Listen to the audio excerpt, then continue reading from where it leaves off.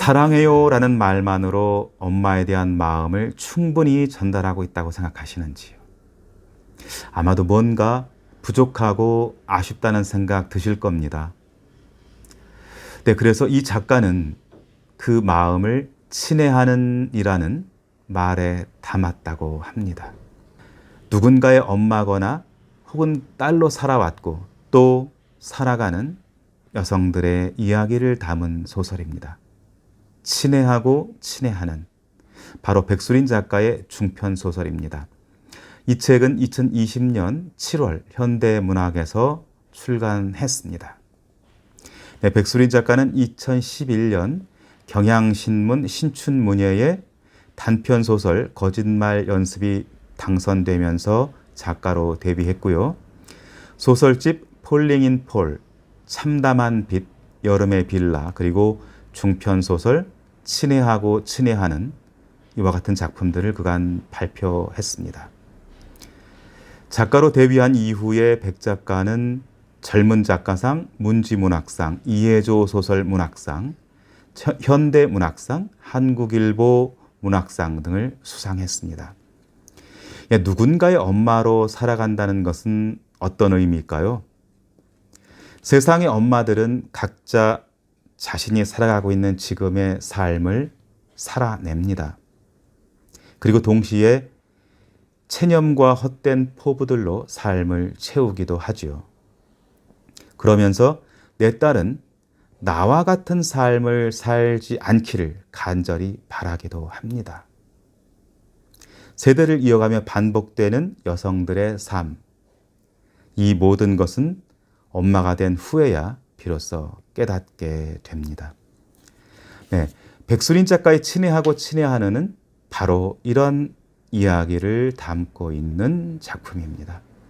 22살 공대를 휴학 중인 나, 할머니 댁으로 가서 할머니를 돌봐드리라는 엄마의 전화를 받습니다.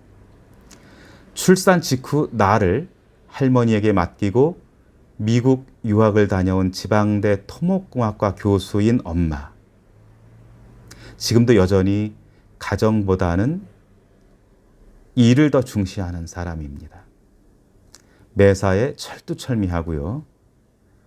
그런데 그런 엄마와는 달리 나는 학사 경고를 받은 전력에다 미래에 대한 고민이 여전히 많아서 휴학까지 하고 있고, 그래서 늘 엄마에게는 한없이 부족한 딸입니다.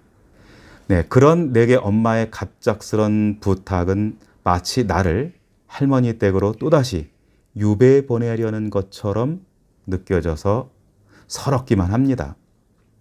어린 시절 홀로 남겨진 나의 결핍을 채워준 건 엄마가 아니라 할머니였습니다. 건강과 일상을 염려하는 게, 그리고 살피는 것이 엄마와 딸의 관계라면 나에게는 할머니가 바로 엄마였습니다.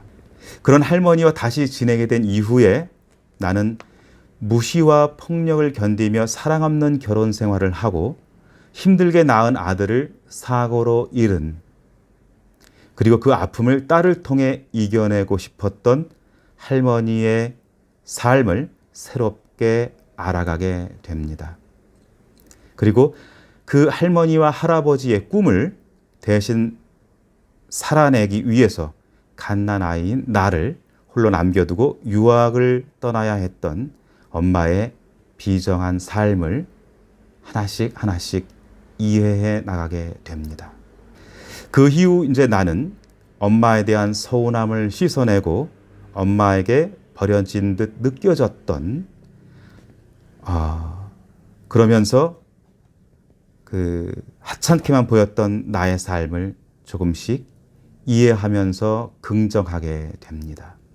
그러나 부족하다고 느끼는 모든 부분에서 엄마를 비교 대상으로 삼은 나는 여전히 엄마를 완벽하게 이해하진 못합니다.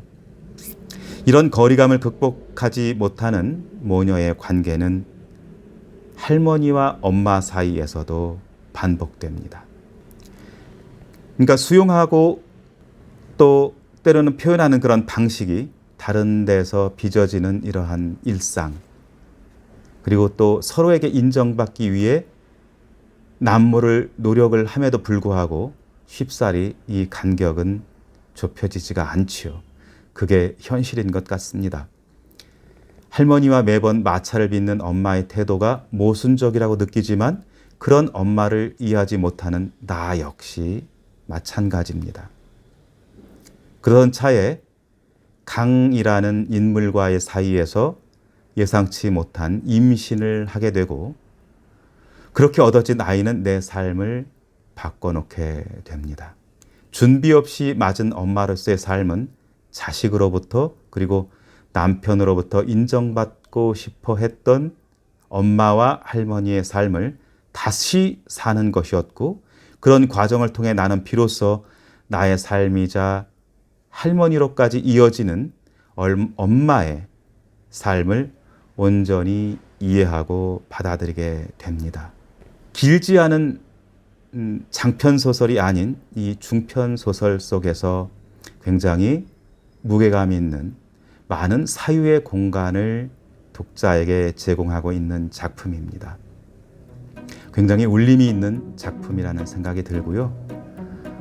한번 읽어보시기를 추천드립니다. 네, 지금까지 백수린 작가의 중편소설 친애하고 친애하는을 여러분께 추천 소개해드렸습니다. 지금까지 소설 파는 남자 소파남 이구용이었습니다. 다음에 또 다른 작가의 작품으로 인사를 드리겠습니다. 고맙습니다.